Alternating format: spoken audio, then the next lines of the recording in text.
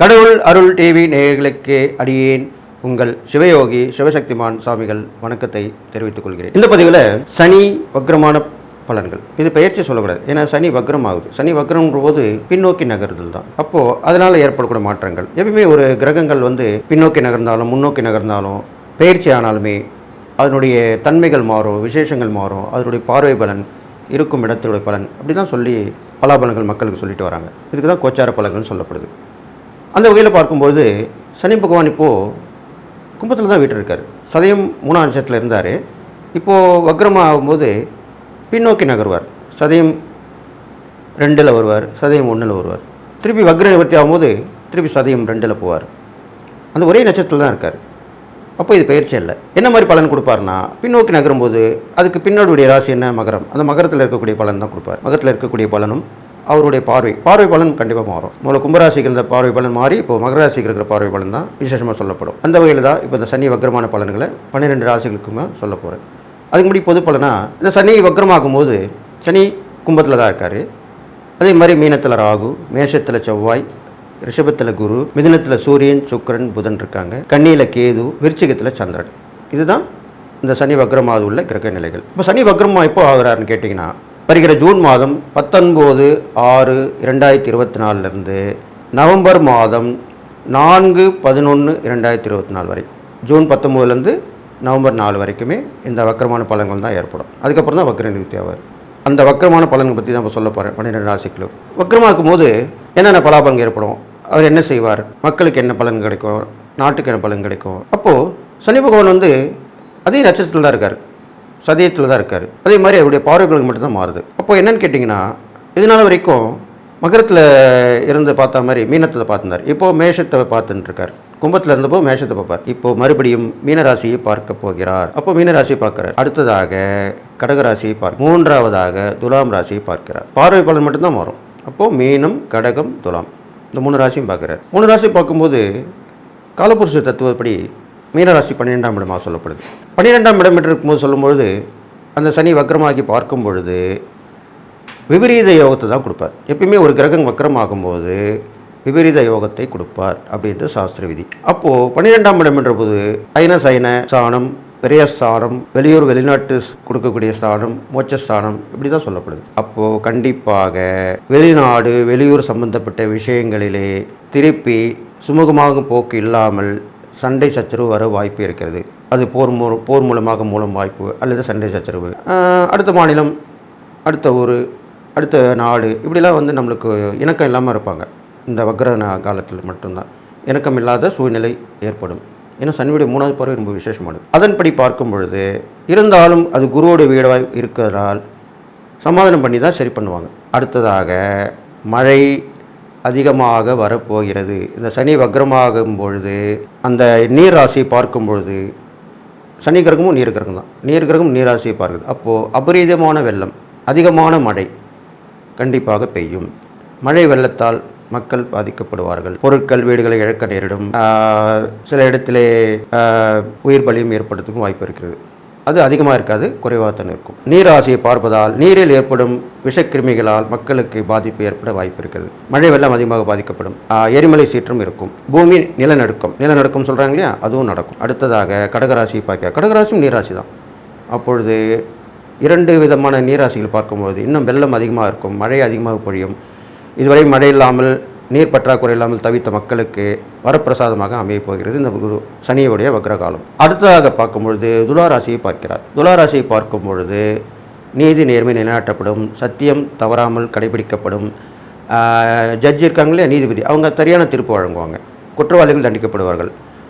பழைய குற்றவாளி இருப்பாங்க, ரொம்ப நாளாக தண்டனை கொடுக்காமே இருப்பாங்க, அவங்களுக்குலாம் இப்போ தண்டனை கண்டிப்பாக கொடுக்கப்படும். போர் மூலம் அவாமல் இருக்கிறது, அதுக்கு முன்னெச்சரிக்கை நடவடிக்கை எடுக்கும். முருகப்பெருமானையும் வாராகி தெய்வம் வழிபட்டால் போர், சண்டை, சச்சரவு எல்லாமே நிலைநிறுத்தப்படும், சமாதானம் ஏற்படும், இதெல்லாமே நடக்கும். பொது பலன் சொல்லியிருக்கேன். இந்த சனி வக்ர காலத்தில் இதெல்லாம் நடக்க போகுது. அடுத்து 12 ராசிகளுடான பலன்களையும் சொல்ல இருக்கிறேன். செய்வினை ஏவல் பிரச்சனைகளில் இருந்து முழுவதும் விடுபட, செய்தவர்களுக்கே திருப்பி விட, கணவன் மனைவி பிரச்சனை விலக, தவறான உறவில் இருந்து விடுபட, தொழில் வியாபாரத்தில் முன்னேற்றம் அடைய, அதோடு தொடு வசியமை மூலம் விரும்பியவரை வசியம் செய்ய, எதிரி ஸ்தம்பனம் மை மூலம் எதிரிகள் துரோகிகளை உடனே அடிப்பணிய செய்ய நம்பிக்கையுடன் தொடர்பு கொள்ளுங்கள்.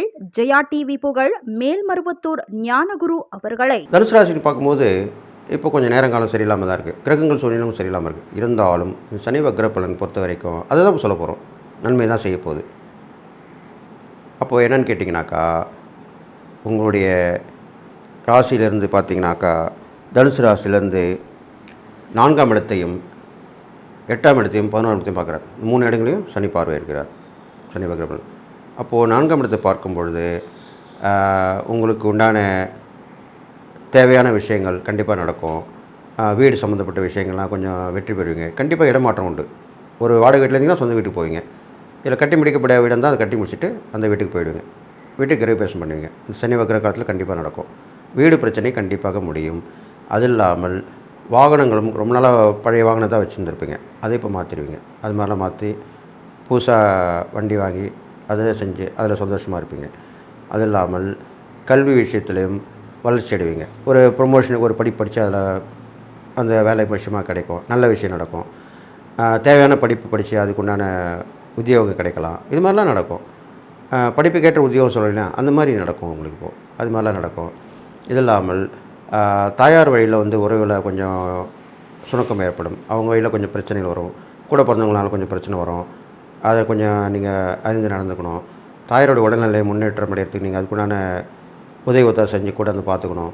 இது மாதிரிலாம் பண்ணிட்டு வரலாம். நண்பர்கள் உறவுகள் வகையிலும் கொஞ்சம் பிரச்சனை வரத்துக்கு வாய்ப்பு இருக்குது.